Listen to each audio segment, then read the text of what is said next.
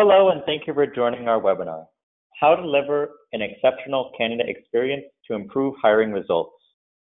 This webinar is presented by Daria Friedman, Principal Analyst with Brennan Hall Group, and Stephen Schwander, Director of Client Solutions at Telemetry. Stephen Schwander leads Telemetry's Customer Solutions team. Stephen started his recruitment career in 1997 as a contingency technical recruiter for Wall Street Talent. He has 18 years of progressive experience in talent acquisition, including serving as Director of Global Operations for Reuters. He has significant talent acquisition operations and enterprise implementation experience with several global clients across finance, manufacturing, telecommunications, and technology. He enjoys helping Telemetry clients meet today's recruitment, sourcing, and marketing challenges. This webinar is sponsored by Telemetry. Telemetry is recruitment marketing results simplified. They combine their enterprise-grade telemetry recruitment marketing platform with tools, training, and support to make recruitment organizations and professionals successful. And now, a little bit of background on Brennan Hall Group. We are a research and analyst firm that empowers excellence in organizations around the world through our research and tools. Our vision is to inspire a better workplace experience. We have world-class research, data, and expertise across all areas in human capital management. Currently, we have open surveys. These are in onboarding, talent technology, workforce management, and talent risks. We would love to hear from you. In exchange, you could receive free gift cards, research reports, and more. To participate, please visit our website at brennanhall.com and click on Open Surveys. And finally, a few housekeeping items. This presentation is being recorded. The playback and slides will be provided to everyone within 24 hours of the webinar in a follow-up email. If you would like to download a copy of the presentation instantly, you may find it in the handout section. If you would like to ask a question, please do so by typing it into the question box for our presenters. And now here's Daria so we can get started. Well, thank you so much, Quentin. I'm so happy to be here, and I'm especially excited to be here with Stephen Schwander, Director of Client Solutions at Telemetry. Welcome, Stephen. Thanks, Daria. It's great to be with you today. Oh, yes. So, first, we're going to review the results from our newly published Candidate Experience Survey, and I'm very excited about that. And then we'll take a look at some best practices from sourcing to hire for candidate experience. And then, of course, we'll discuss leading edge technology and how that can help improve the candidate experience. And of course, both Stephen and I really look forward to your questions, so please don't forget to enter them in the question box, just as Quentin said. We'll answer them at the end of the webinar. So the first thing that I always like to do is to start off with a poll. And so let's take a look at that poll. Okay, so just take a few moments to answer this question. What is your organization's main challenge when it comes to managing candidate experience? And so we asked this very same question in our survey. And when you answer this question, we'll then look at your results and then compare it to our survey results. So is it providing realistic, engaging job descriptions? Is it the interviewing experience? Is it hiring agility? And by hiring agility, I mean that your organization can move fast enough to hire a candidate before the competition? Is it setting the candidate expectations about the hiring process, or is it lengthy time to hire? So I'm really looking forward to your responses and to see, what's impacting your organization. And just so you know, we asked about a whole bunch of challenges. And so these are not the only challenges that organizations face when managing the candidate experience. And I think that, overall, you're going to be surprised by some of the results from our survey. So looking forward to it. So questions, Quentin, how are we doing in terms of the poll? Most of the people answer yes? 50% voted. Okay, we'll wait just a moment longer. And just can't wait to see your responses. All right, it looks like it's slowing down, so I'll go ahead and close it and share it. Okay, wonderful. Oh, wait, as soon as I said that, a few more came in. Okay. Great. All right. Okay, so, okay, so it's slightly different than what we have in our poll. It looks like providing realistic, engaging job descriptions is a big challenge. So is hiring agility and setting candidate expectations.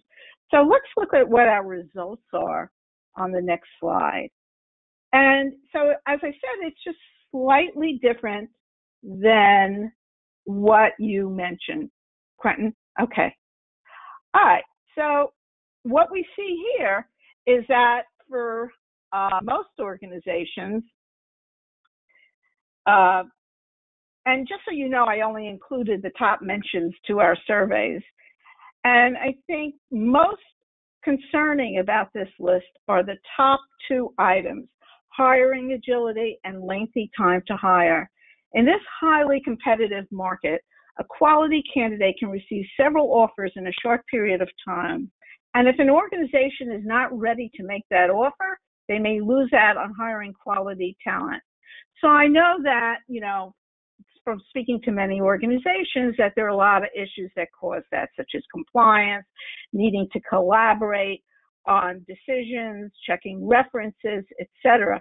But the sooner the decision can be made to hire the person, the more likely that organization will be able to succeed and make that hire. And so now let's get some highlights and look at the next slide, some highlights from the candidate experience survey. So the first thing I want to discuss is, what is candidate experience? And it's a very comprehensive and very important topic. And let's get a full view of that. So it spans from the moment that the candidate forms an impression of the employer, as in, and it could be on the career side, it could be in the online application, or it could even be from a discussion from another person that went through the experience. And it goes on through the entire hiring process, the offer and the pre-boarding experience. So you might be asking your question, why would you include pre-boarding in candidate experience? Here's where the candidate signed the offer, but it's before the candidate moved on to the first day of work. And the reason being is that candidate left the job market, and probably other organizations are swirling around and wanting to offer that candidate an opportunity. And it's a risky time for a candidate or a new hire to drop off. So the pre-hire experience is very important in terms of engaging that new hire, motivating them, and setting expectations for what their onboarding experience is going to be like. And, if you were to ask me what are the three critical areas that organizations need to pay attention to in terms of candidate experience, they're about conveying authentic employer brand messaging based on your organization's employee value proposition, or here referred to as EVP, and I'm going to explain that a little later on. The other important thing is having effective and consistent communications with your candidates throughout the process, and of course to have great technology that's accessible from a mobile phone and that's candidate friendly, and it really facilitates and improves the entire experience. And so I'm going to get into EVP details a little later on, but let's get more into the candidate experience survey and the actual results. And if you could move to the next slide. And so for the first main finding, and I don't know that you're going to find this that surprising, but the big finding here is that candidate experience is of paramount importance to organizations. And that's across high volume hiring organizations and low volume hiring organizations. But to counter that, organizations are just not that effective at implementing candidate experience practices. And it's same across all these areas. And so I'll just explain, we're going to be looking at how candidate experience through the lens of high volume hiring organizations, or those that hire 501 or more employees in a year versus those who hire fewer employees during the year. And what we did was we really saw a lot of differences in attitudes, behaviors, and perceptions by high volume and low volume hiring. And so, this idea that candidate experience is so important, it wasn't always that way. But organizations have quickly come to the realization of how important candidate experience is. So, and for several reasons. First, it's a highly competitive labor market, and quality candidates have a choice. And that choice is based to a good degree on how well they are treated during the hiring process. After all, if they're not treated well during the hiring process, what's going to happen when they become an employee? So that's one signal to candidates. The second reason is the way in which organizations recruit, interview, and hire candidates is no longer private. It used to be that candidates and their friends, et cetera, might talk amongst themselves, but it wasn't public knowledge. Now they have all these outlets and sites where they can communicate about the employer and what their experience was. And so all of a sudden, your recruitment hiring process is public. And future candidates definitely know to look at those sites and find out what it's like to work for your organization. And the third reason candidate experience is so important is because, every time that candidates speak on social sites, it may not be positive. It can be negative. And that can do a lot of damage to your brand. It certainly can limit the talent pool in terms of other candidates looking on sites and hearing negative things about that employer. And it can also impact your business because candidates are customers too. And if they have a poor candidate experience, it could impact their decision to be a customer. So it's really important. And let's look at this data by industry groups. And we have set industry groups that we look at. We have high consequence industries, high turnover industries, and we have business and financial services. And here again, what we see is that organizations feel that candidate experience is important, but they're not that effective at implementing the practices. And it's true across all these areas, but business and finance seem to do a little better on it. And high consequence industries are aerospace, banking, chemicals. I'm not going to go into all of them. When you get the slides, you can see it. High turnover is food and beverage, healthcare, hospitality, and more. And business and finance is advertising, banking, finance, business services, and more. So that gives you a pretty good perspective that candidate experience, how it's viewed, and how it's being practiced. So what is the impact of not being able to implement candidate experience effectively? And so let's look at the next slide and find out. And so the big thing that we find is there's candidates dropping off or turning down an offer. And we examine this phenomenon by high volume hiring organizations and low volume hiring organizations. And what's obvious about this chart is that first, overall, organizations are losing tons of candidates throughout the hiring process, and that high volume hiring organizations are losing a much greater percentage of candidates than low volume hiring organizations. And actually, if we were to consider the percentage of candidates visiting the organization's career site and not starting the online application, this percentage would be a lot higher. There's many more candidates or potential candidates visiting your site that do not even start the application. So is candidate experience is candidate drop-off a good or bad thing? Well, I know that there may be some candidates dropping off of the hiring process because maybe they're not a good fit or they're not in alignment with the organization's values. So that may not be that terrible.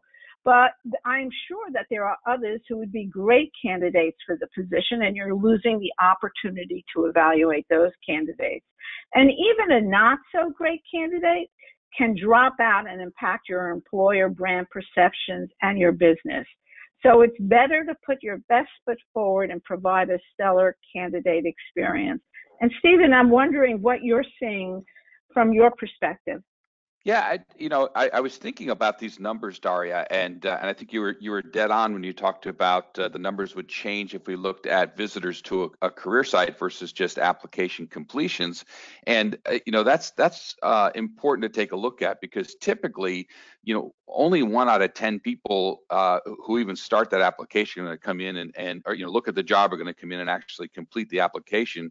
When you're dealing with that front end of the funnel, fully 90% of the people are typically unknown to you, right? These are visitors to the website. They look at the job, they decide whether or not they're going to click. And so at every step of the way, it's really important to increase what we call conversion, right? From one step to the next.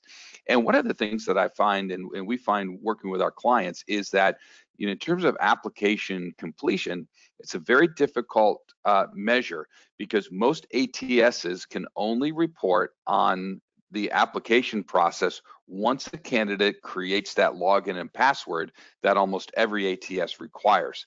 And so they're not able to capture the drop off when somebody hits that page that says, hey, why don't you create a login and password? We've seen numbers as high as 75% in terms of drop off at that point alone. And so it's been really important for us it's been important for us as a technology provider to help our clients overcome that. And so once they overcome that particular barrier, sometimes they see their application completion rise from anywhere from 50 to 85% increase. So those are some very kind of key areas along that front end of the funnel. Wow, very interesting. Okay, so let's see what happens about effective candidate experience practices and how that could impact talent metrics. And so as you might recall from our previous slides, about half, or 49% overall, of the organizations we survey have effective candidate experience practices. And so those organizations are just about twice as likely as those with ineffective candidate experience practices to see improvement in employee engagement, quality hires, and employee retention. By treating your candidates with care and being authentic about the employment experience, the candidates applying for the position are more likely to be aligned with the organizational culture, have the skills needed for the position, and will continue to stay at the organization and will continue to work there. And so effective candidate experience practices really pays off. And they also pay off in another way. So if you could just switch to the next. Thank you. So effective candidate experience also reduces candidate drop-off rates. Here you see that throughout the 3 points during the hiring application process, organizations with effective candidate experience practices have lower drop-off rates than those with ineffective candidate experience practices. And the reduction is about 21% in terms of the drop-off rates. And so moving on to the challenges organizations experience throughout the hiring process. So we asked organizations, just like we did for you, for those few answer items, to select the challenges they face to manage the candidate experience. And these 3 main challenges impact the entire hiring funnel. And those are candidate communications, lengthy time to hire, and hiring agility. And so here, as you can see, almost 3/4 or 2/3 of the organizations have challenges with respect to communications. And those challenges could be in how to nurture talent pools and email campaigns. It could be with providing candidates with feedback. It could be setting hiring expectations or even job postings. Effective candidate communications is key to a stellar candidate experience, and many organizations are really having difficulty with it. In terms of lengthy time to hire, that could be caused by a variety of things, such as collaboration on the decision, getting all the forms filled out, long sourcing process, it goes on and on. The extent to which the organization can shorten that time to hire, the more likely they'll be to get the talent they need before the competition, and therefore they're going to be more agile. And, I guess hiring agility is related to lengthy time to hire. But, here it's where the organization really has the flexibility to control what they need to do to make that hire.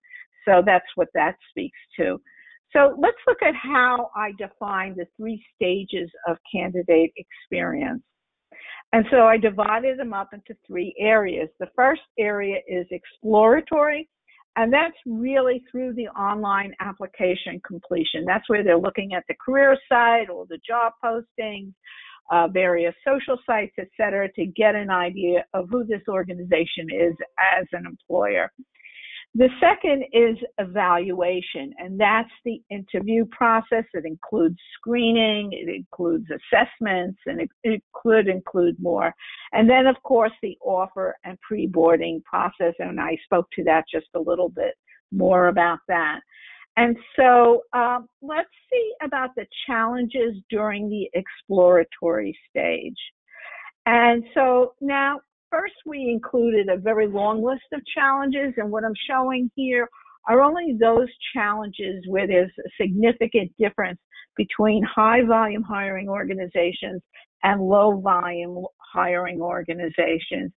And so high-volume hiring organizations are having difficulty managing all the applicants that they receive.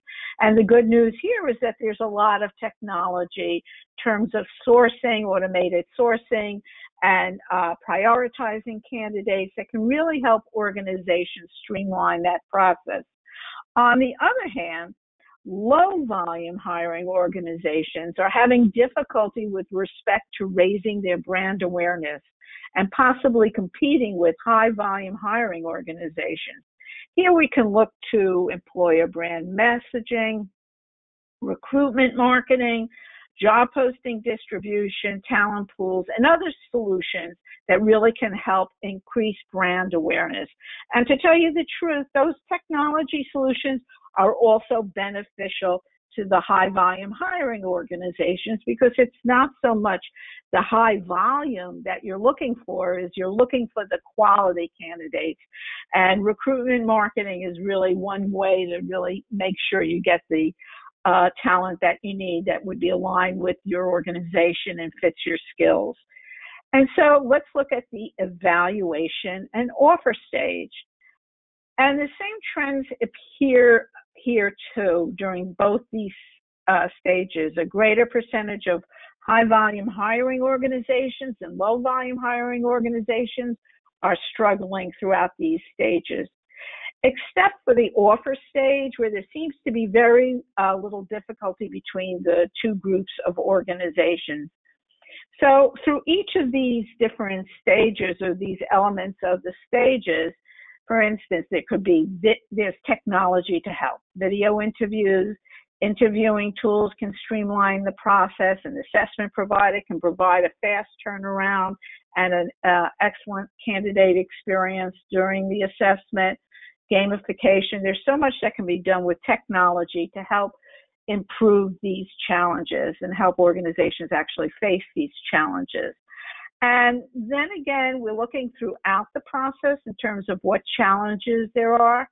And I mentioned this before, but I just wanted to show you again that it seems that high volume hiring organizations are more likely than low volume hiring organizations to experience lengthy time to hire, hiring agility, and candidate communications. So, I could go on and show you, and I will in a few slides, about what actions or organizations are going to take to improve these challenges and to address these challenges. But first, I wanted to give you an idea of what's in the mindset of the organizations. And so let's look at the most important impact for candidate experience. So we asked organizations, what was the most important part of the hiring interview process where they could make an impact on the candidate? And about half the organization said the evaluation stage. And the reason I think they said that is because, one, they're making the decision at that point, and two, it's because the candidate gets a chance to ask them directly about the company and what it's like to work there. But from my personal point of view, I really feel the exploratory stage is also a really big impact point, because that's where the decision is made to apply to the organization. So that's really important to me. And so let's find out how organizations are measuring their candidate experience process. And what I see here, how this speaks to me, is that overall organizations do not really understand how to measure the effectiveness of their candidate experience practices. Only about 20% of the organizations actually get candidate feedback throughout the process and see how that impacts their talent acquisition success. Does it impact the level of quality hires? It's not enough to just occasionally survey or speak to candidates at varying points throughout the process. You need to do that on a continuing basis and then benchmark that against the volume of quality hires, time to hire, and any other metrics that your organization deems important. And and then the other interesting thing about quality of hire is that not all organizations understand how to measure quality of hire. And from what I see, quality hire is alignment of the values, having the job fit the skills, having the person have the skills necessary to do the job, and also engagement or retention levels. So let's see about best practices for managing candidate experience and learn what organizations need to do better. And so first, I developed a candidate experience paradigm. And I think that you should consider it while developing your candidate experience practices. First, give the candidate realistic expectations about the hiring process, the length of the process, the steps in the process, even how the organization is going to make a decision. And that can be done on a career site. It can be done in recruiter conversations. The point is that the messaging should be consistent about setting expectations. Of course, be transparent. And you don't have to give a candidate the exact formula for a hiring decision, but at least let the candidate know what the considerations are and which ones are more important. Of course, be fair, give the candidate a chance to provide their feedback on the entire hiring process. Perhaps the candidate didn't feel that they were given enough time to present their credentials. Give all candidates a fair chance, an equal chance to get the job. Handle with care. Please remember that sometimes candidates have lost their job or in financial stress, and you just need to use that good human touch to really manage candidates. Of course, uphold diversity and inclusion values, and there's many ways in which technology can help with increasing diversity and inclusion. For instance, candidate names can be anonymized to avoid subconscious bias, or video interviews could be used to increase the number of people who are screened for the job. There's many ways to improve diversity and inclusion values. And even during pre-boarding, it's always beneficial to let new hires know about your diversity and inclusion values. Of course, keep the candidates updated throughout the process. The candidate portal would be great for that. And respect candidates' time. Don't keep them unnecessarily long for the interviews. Streamline your scheduling process. Do whatever you can to make the process efficient and effective. And so now let's look at what organizations are planning to do relatively soon. And so these are the most cited action items that organizations are ready to take action on in the next 12 to 18 months. There were many other action items listed, but didn't want to go into statistical overload here. And so pre-boarding tops the list. Here, organizations want to safeguard those new hires that they made and make sure they're motivated and engaged and start work as planned. Interviewing experience that's aligned with the impact point. Organizations feel that's the biggest impact point. And then there's the messaging on the career site, candidate communications, and assessments. And I know, Stephen, you wanted to say something here about candidate traits, or I think just to jump into some of the practicality and where does the rubber hit the road on some of the stuff in terms of changes where you do have some difficulty around the candidate experience. And I think if we start first at the career site, I typically find when I'm working with potential clients that oftentimes our career sites were built more from an internal perspective than an external perspective. In other words, where TA teams will say, okay, what do we want people to learn, to understand about us, or they'll push a lot of information out there that really isn't necessarily relevant to the candidate. And so really that first step is to put yourself in the mind of the candidate when you're creating the content and the visuals to say, really, what does a candidate want to hear? What do they need to hear from a more visceral perspective as opposed to information overload sort of thing. So really, I think one of those issues, candidate sites that focus on candidate as opposed to the company, right? And then along with that, it's just kind of a lack of a consumer quality website, right? So if candidates are going to come to your site and have a positive experience, well, they need to have a similar kind of experience to what they just had when they were shopping on Amazon before they came and looked at your open job.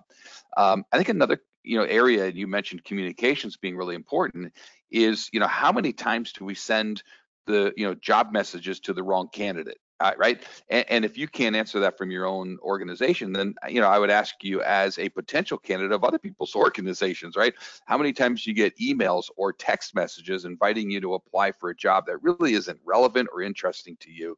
And we'll talk a little bit later about why that happens. I think another challenge is what I like to call profile confusion. We have so much data coming into the organization. I might, have a prospective client or a prospective candidate record from Monster because I went out, looking at databases, and I might have that same person on a, PDF that I downloaded from LinkedIn, and maybe that same person applies for a job at my ATS. And so here I have 3 different views of the same person, probably sitting in different computers with different recruiters. And so that person may very well get confusing messages across the organization. So I like to call that profile confusion, right? And then finally, Daria, you said too, kind of be transparent and share. There's such a black hole. And particularly the ATS can become a really severe black hole, and sometimes the CRM can just kind of help you pull people out of the black hole so you can continue to engage with them over that life cycle. So I just think again, that's just some practicalities around some of those candidate experience areas that you mentioned that are important to folks in the next year or so. Oh my God, that without a doubt, yeah, very interesting. And so now let's move on to the role of EVP in candidate experience. And so I know I mentioned it just a little while ago, and I wanted to pause a bit, reflect on employee value proposition and the definition, and it's the alignment of the employer and employee values.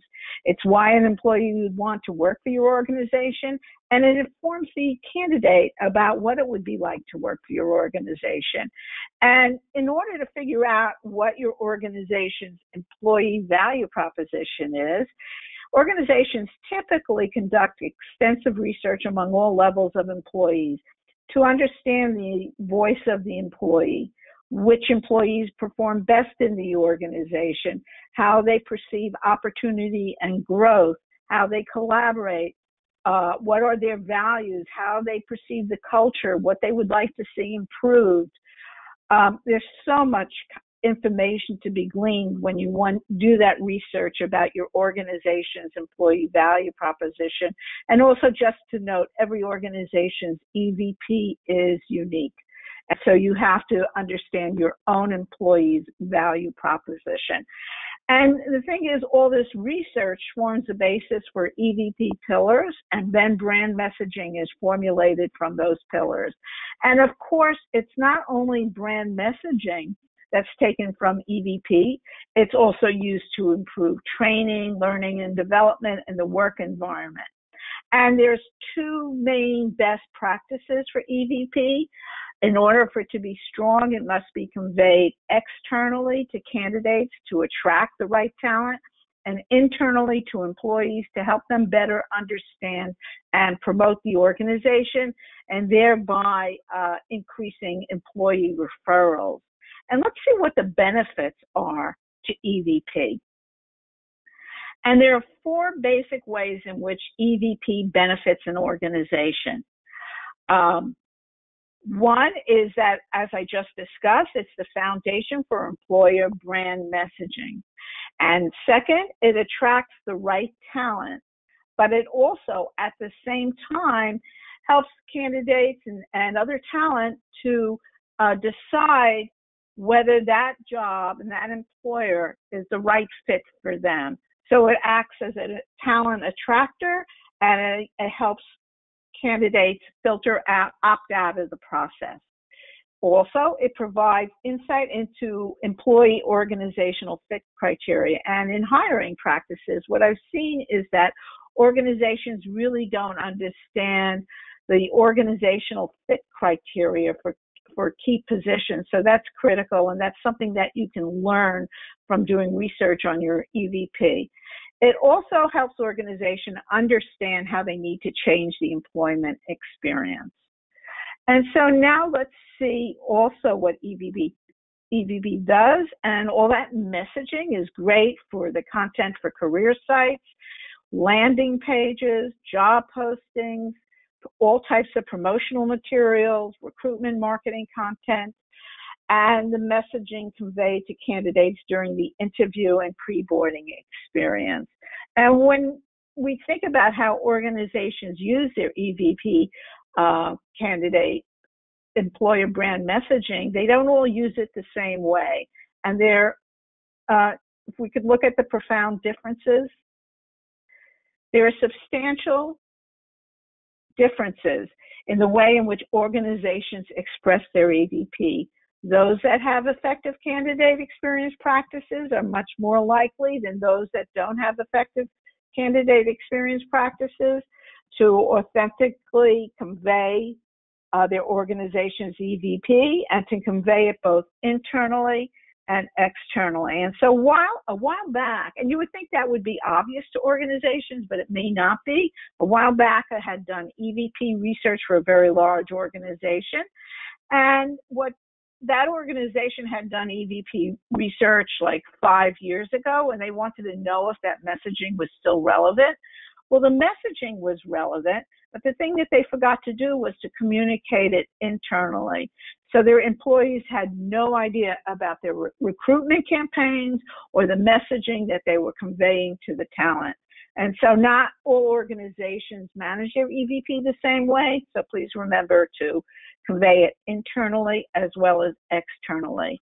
And now let's talk a little bit about candidate communications best practices. And first, it's critical that all communication be permission-based, especially in this GDPR world. In general, it's also a best practice, regardless of where your candidates come from, to have permission-based communications, even if they're not in Europe, European citizens, because, you know, if it is permission-based, then they're more likely to respond to you. Second, the content should be relevant to them. If they want to work in engineering, don't expose them to content for a customer service job. I think that telemetry's technology solutions really help to make sure communication is relevant to the candidate's interests. Third, provide clarity. Fourth, content should be compelling. And in order to do that, you need to understand your candidates and what motivates them. Of course, the communication should be authentic and transparent. And the communication, there always should be a call to action in terms of your communication. And you need to track your communication. And I also think telemetry solution is really great in that respect. It's not enough to just email your communications. You have to append it to the record. And as I said, telemetry has a great resource solution for that. And ninth, of course, the communication should be timely in terms of interview reminders and so forth. And so, Stephen, I know you wanted to speak a little bit about segmentation. Yeah, I think segmentation is a concept that really takes your broader pipeline or talent network or ocean of potential candidates, right? And applies big data practices to be able to segment that. Now, if we were talking to a bunch of marketers here, we would be, they would understand the concept of data segmentation, and they would want to know, a lot based upon, the data. They would build personas. They would understand, even when we think about the employee value propositions, it's not one size fits all, right? So even an organization's values, they don't change, but what's important about those values or how those values impact an employee and what's important to that employee is going to change based upon maybe the employee type, and their specific persona. So I think it's really important to have the capability to segment in a very intelligent way using big data mechanisms so that you're not sending the wrong messages to the wrong candidate. So job data is a relatively obvious one, right? I still get tons of requests to come be a Taleo admin, right? It's not what I'm doing in my life anymore right now, right? But it's also about broader messaging. So intelligent data segmentation is going to ensure that you're sending appropriate messages to the right candidates. Now, this is important both for volume as well as targeted recruiting. So for example, one of our clients is a large retailer. So they've got massive amounts of data in their applicant tracking system, and because we synchronize all of that into the CRM, they can use some big data strategies to identify specifically seasonal and specialized retail workers in their target markets, right? And their ability to do that allows them to send targeted campaigns that make sense to the right people, and that helps them literally hire thousands in a single day every fall ahead of the big rush for Christmas, as you can see, how that works. We've got another client who's more technology, hardware, and services company. Now they've got much more focused approach to lower volume hiring, specifically in their sales area, and they're able to send targeted campaigns to specialized sales professionals because of the data segmentation that they've got with the CRM. So this way, it ensures that as they're needing to hire, they've got the right candidates in the pipeline, and that, of course, helps to shorten their time to fill as well. So this whole concept of communication is deeply, connected to your ability to segment larger databases into targeted communities of people. Right, that's so important. That really is. So let's talk a little bit about candidate communication effectiveness. And what's interesting here is that organizations with effective candidate experience practices are more likely than those with ineffective candidate experience practices to have candidate communications that are targeted to the interests of candidates, and to have communications that are nicely branded, well designed, with compelling content. And just as Stephen has just mentioned, it's the consumer companies that have figured this out a while ago. It pays to communicate to candidates or customers based on their interests. It does no good to talk about technology to non-tech candidates. And now let's look at some metrics. And so we saw that organizations don't understand how to measure the effectiveness of their candidate experience practices.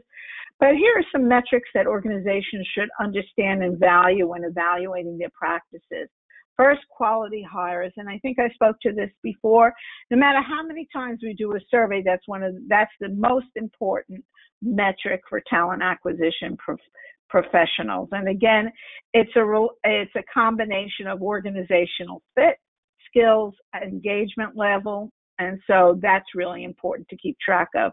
Then there is candidate feedback throughout the process, and this means among candidates that have been interviewed, not interviewed, offered a position, not offered a position, and among those that even turned down an offer.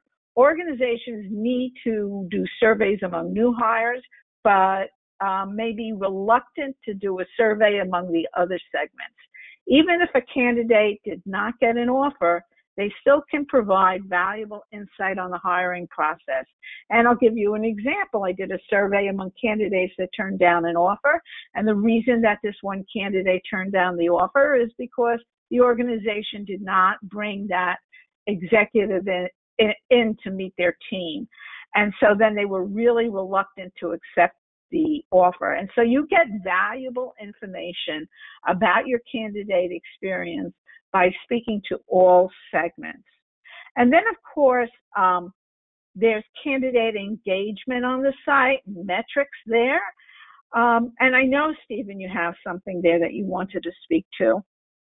Yeah, I think you just raised it there. You know, the ability to measure, I guess, two things that are also extremely important: engagement, and that's, engagement. Just, think about engagement in several different layers, right? That first level of engagement is, again, when somebody hits your site, you don't even know who they are, right? What kind of content are they engaging with? What's creating interest for them?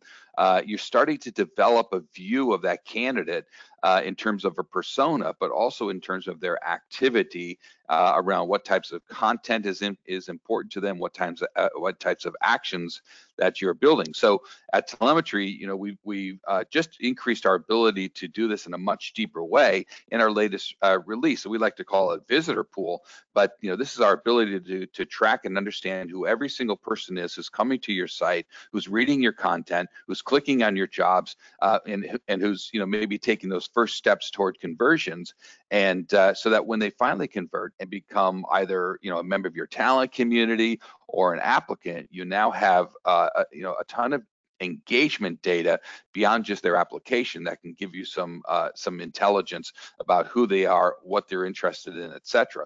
The second area is a much broader definition of being able to track conversion. When I started in recruiting, I was in headhunting, right? And so we received a lot of sales training as part of headhunting, and we were always taught to kind of get small yeses, right? Don't go for the big yes right away, but get small yeses. And recruiting is no different on our career site. So what are those smaller conversions, like sign up for a job alert, join my talent network. Thanks for joining my talent network. Can you tell me a little bit more about you? Oh, hey, given what we know about you now, here's a job that makes actual sense for you. Well, at each one of those points where you ask for a call to action, either on your career site or through an SMS or through an email, those are conversion opportunities. So you want to be tracking and being able to report on how many people are converting at each one of those places. And then where you have those larger conversions, like let's say an application, if people do happen to drop off, what exact page are they dropping off on? What exact question is causing people to drop off as they go through that process? So conversion rates are no more just how many people are applying, but taking a look at all of the conversions across the life cycle. So let's dig into leading edge technologies. Okay, and let's look at candidate experience top technology priority for 2018 and 2019. And so every year we have a talent acquisition technology survey, and this is the year where candidate experience is the top priority. And what that means for technology is that organizations are making their buying decision based on the candidate experience. Is that technology, can the candidate access it via their mobile phone? Is it intuitive? Is it candidate friendly? This is a really critical area for technology. Now let's move on to some impressions that organizations have of different technologies. And here again, what we're looking at, high volume hiring versus low volume hiring. And I think that due to the fact that high volume hiring is having so many challenges, they're really open to things like video interviewing, chatbot, and text messaging. You know, anything to give those candidates a better experience and to streamline the process. And then moving down to market demand for technology that improves candidate experience. And it's not only, let's look at Quentin. And it's not only that organizations have positive attitudes about these different solutions, it's also that they either have them or intend to purchase them. Now, this chart is for all organizations, not just high volume versus low volume. What I find interesting is that scheduling can make a big difference in the amount of time spent coordinating interviews, and it makes the whole process a lot easier. Also, I find that text recruitment is also really important, and that organizations are looking to use that and embed it in their platform, just like telemetry has, to increase response rate and candidate engagement. And of course, CRM with the talent pools and the segmentation, just as Stephen just spoke to. And now, Stephen, did you have a thought about that you wanted to mention here? Yeah, I think just an encouragement as corporations start to look for, you know, tools and features that are going to help them, you know, across the recruitment life cycle, either for candidate experience or sourcing, right? Is always the challenge to step back and say, you know, how strong is my platform? Do these things work together? Number one, and number two, you know, how strong is my process, right? Am I getting the basics right? Because the best tool or bell or whistle isn't going to deliver the level of value unless that platform is integrated and that you know, that process is mature enough to be able to take the value of that new you know, that new feature on. And also, let's look at intent to purchase emerging solutions.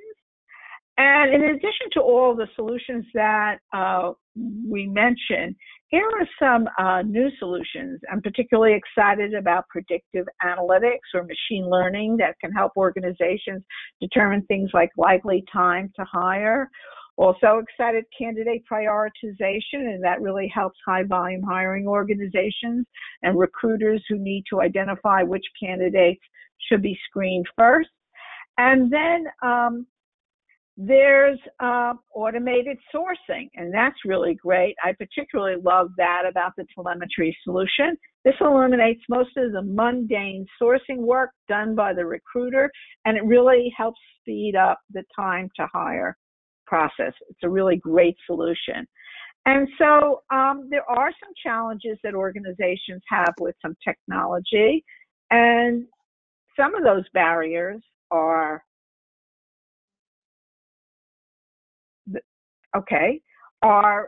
cost. Obviously, organizations are very concerned about cost, but also integration with systems, change management, poor administrative assistance, implementation time, and poor candidate experience. I mean, overall, I think that all of these metrics, except perhaps for cost, have improved over time. And, it's really exciting about talent acquisition technology. And so now I'm really thrilled to have Stephen tell you a little bit more about telemetry. Sure, we'll make this relatively quick since we don't have much time, but we do want to let you know a little bit about what's happening at Telemetry that is going to help to deliver some of the solutions to meet the challenges that Daria has explained today. So the next slide, let's talk a little bit about kind of I think you called it the year of candidate experience. It's also kind of the year of personalization. And so as we take a look at career site front end candidate engagement type features and functionality, it's really become important for us to develop the level of personalization that candidates expect from their consumer experience, while at the same time, maintaining a level of security that's required for things like GDPR that Daria mentioned earlier. So you can see my sample career site here. The career site is welcoming me back by name because I've been there before. It's captured a little bit of information on me. On the right-hand side, you can see because of what the career site knows about me, it's able to provide me some of my history. Maybe I want to click a search again. It's able to provide me job recommendation. Beyond that, it can provide content based upon what it knows about me, or maybe it provides content based upon where I've come from, what site I got to this career site from. So when you develop that depth of technology to do personalization right, you can really give your candidates a much more consumer quality experience from a personalization perspective. So you can recognize who they are. You can recommend relevant content and jobs, and the information that you bring to them is going to be relevant. Next slide. We found it important as we started to take a look at where clients are, is that more and more recruiters are messaging people by text message as opposed to email, and you probably understand this in your own life, right? So it became important for us, rather than partnering with an add-on kind of a technology, or forcing recruiters to use their own phones, to actually build text right into the very function and fabric of the CRM, so that here our clients can actually, right from their process inside the CRM, send and receive text messages and track those communications, which is important, as Daria mentioned earlier. And then as we continue in our quick view here, we've also partnered now with Google to provide some really fascinating front end machine learning AI in terms of giving candidates the ability to find the exact jobs that they're looking for. So no longer is the onus on a candidate to understand the organization in order to find jobs, right? It's not even a candidate's responsibility to correctly spell the job they're looking for, right? Or to know what that job is titled in an organization. Google's machine learning, partnered with the telemetry front end, is going to bring them to the jobs that they're looking for. Next slide as well. We're really happy to be able to say that based upon that partnership, we're also now able to increase the candidate experience for veterans that are coming to your organization searching for jobs. So using that same Google Cloud partnership, we're now able to have veterans come in and say, listen, here's my military code. What relevant jobs do you have based upon my military code? So now veterans who have only understood their role as military people can now see that translated out into real world potential for them. And Quinn, we can go ahead and skip the next slide, because it's really probably a little bit more technical than we need to get, and just move on to say that how this all comes together for some really great clients is a good example is CDW. They came to us from a different platform where they weren't getting the kinds of data integration and smart segmentation and ability to do wide campaigning that they're able to get with telemetry. So once they put in the telemetry system, full platform with all the types of things that we've been talking about today, they now see 72% email open rates with the campaigns that they're sending, because they're sending smart campaigns. They see an 83.1% completion rate now because they have removed the login and password and provided a much better candidate application experience. And they were able to start seeing these results in less than a 12-week delivery from telemetry and our fantastic implementation team. So hopefully that gives you a little bit of sense, Daria, about how these things can actually get put into play in the marketplace. Yeah, that's pretty amazing. Thank you so much. And Quentin, do we have any questions or totally? We have a couple. Do we have any time? What do you think? We can stay on a little bit. Okay. So Lisa had asked, how does hiring agility differ from lengthy time to hire? Right. So lengthy time to hire. Yeah, that's a good question. Hiring agility is being able to move in before the competition. And so it is lengthy time to hire, but I think it's to be able to react quickly. And lengthy time to hire is that the organization obviously is not able to do that. So they are related, but I think hiring agility is also relates to being able to source candidates and find candidates really quickly and make decisions. So it's more of a degree of control. It is somewhat related, though I have to agree. Okay, we also have one question by Fausto. Hi, how is effectiveness defined? Is it a measure of how many offers conclude on a contract signed, or does it go beyond to retention and engagement? If the latter, what is the horizon/time frame for measuring? Okay, so effectiveness in this survey, organizations were asked how effective their candidate experience practices. And every organization can make a determination on their own. And so what we do is we really examine the data and see how their practices differ. And so effectiveness it may not have to do with the contract, as was just mentioned, but it could have to do with, what technologies, solutions they use to manage the candidate experience. It could have to do with, just as I said, how they communicate their EVP. It could be a wide variety of practices and how it impacts their metrics, such as quality of hire. So Daria, if you don't mind, yes. If I jump in as well. So one of the things that we've been able to do at Telemetry is define kind of a model. We call it the evolved model of recruitment marketing, which has really 6 areas of practice. And again, this is just focusing on that front end of the process, but really across those 6 areas of process, we work with each of our clients to define what does effective mean in each of those areas, right? So that on a monthly and a quarterly basis, we're able to come, with the statistics. So it might be, how many applies do you get from each of your sources? It might be, from a recruiter activity, sending out an email invite to apply, how many people actually apply? From the applications that you get, how many interviews are you actually getting per source and per recruiter, right?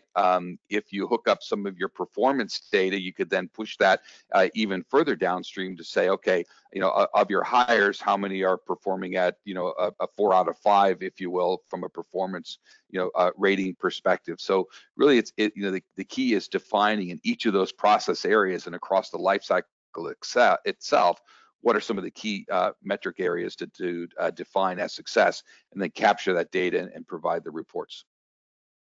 Yes, and so I so agree with you. You bring up some excellent points, and it's important to benchmark your practices for each of those areas so that you can measure how you're improving your processes. So, and what the results are. So yes, I 100% agree with you. Excellent point. Okay, well, are there any closing thoughts from you two? Just thank you to everybody. I was going to say it's an exciting time to be a recruiter and a sourcer today, isn't it? And absolutely. I was happy to learn everything you had to share today, Daria. Thank you so much. And thank you, Stephen. It's been great. Thank you. Okay, we'll see you next time.